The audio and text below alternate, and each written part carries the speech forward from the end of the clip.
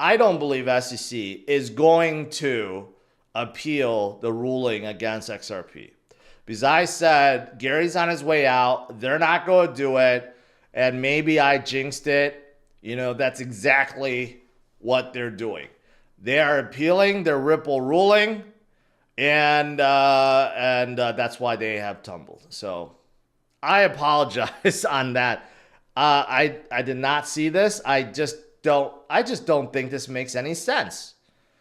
Ripple has been losing. I mean, Ripple has been winning. SEC has been losing and losing and losing. Maybe this is Gary's, farewell to the crypto industry by appealing, and then he's just going to go off in the sunset because it's not his problem anymore.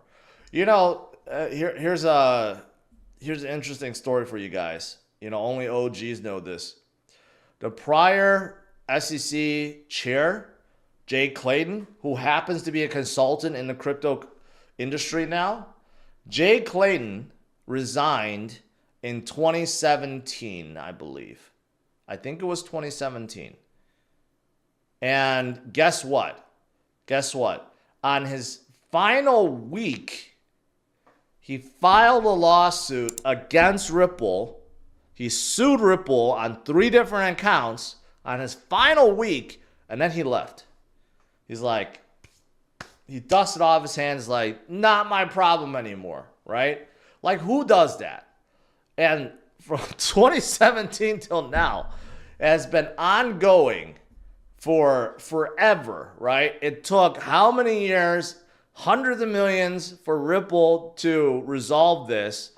And now it seems like Gary Gensler is doing the same thing. He's like, I'm going to appeal it, and then I'm out of here. So I feel bad for Ripple. But then again, they have infinite amount of money, so they can handle it. Christie still offer blockchain-based ownership certificates for photography collection. Okay. So that's like a RWA play, right? Lamborghini joins Animoca brand to launch Fast 4 World. I'm sure that's a RWA play. There's a lot of RWA plays now. Franklin Templeton adds Aptos blockchain to support tokenized money market funds. Yeah, that's a RWA play. So RWA plays plenty use cases, and a lot of brands are looking to get involved. I know a lot of people still talking about SUI. I saw this. Unpopular opinion, a bull market will last until the end of 2025, February. Yes, that's very unpopular and not true. SUI will be the top performers just like Sol in 2021. That could be true, although I think it's way too early to make that call. But I do know a lot of people are talking about SUI. So I don't know. SUI's and it's pumping abnormally right now. So I don't know if it can sustain itself. We have seen a lot of crypto have done that over the years, where it just like, it seems like it never stops and then does. And then when it does, it just comes crashing down. So hopefully SUI is not a candidate for that, but it has been doing very, very well recently. SUI is doing very well right now. I noticed that SUI tops all chains in daily net inflows right now, even surpassing Base, Ethereum, Solana, Bitcoin, and others. Not sure why there's so much activity on SUI right now. Okay, but they are coming out in a big way. But it's not just them. A lot of alts have started moving. But I also saw this. Among cryptocurrencies with at least $2 billion in market cap, these are projects seeing the highest rises in whale activity compared to a week before.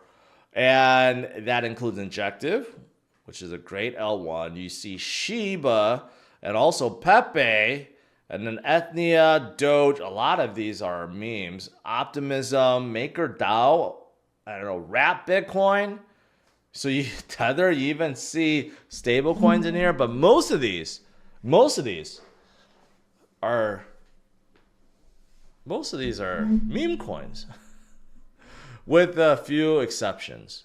I saw this. According to CMC, Q3 reports reveals that meme coins and Solana ecosystem remains the most popular categories on Coin Market Cap. That makes a whole lot of sense.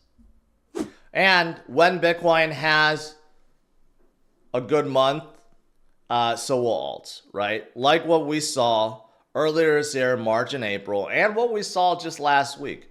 Alts started coming up in a big way, at least a few of them, right? When Bitcoin starts getting momentum, some alts start coming up, right? That's what we want to see. And that will happen. That will happen every single cycle. It's always like that. A lot of people ask about altcoin season. Some of you guys knew. You might not even realize. What is altcoin season? What is that? What is that concept? That's when all the alts besides Bitcoin starts rallying in a big way. And that's usually when retail comes back and retail FOMO's in.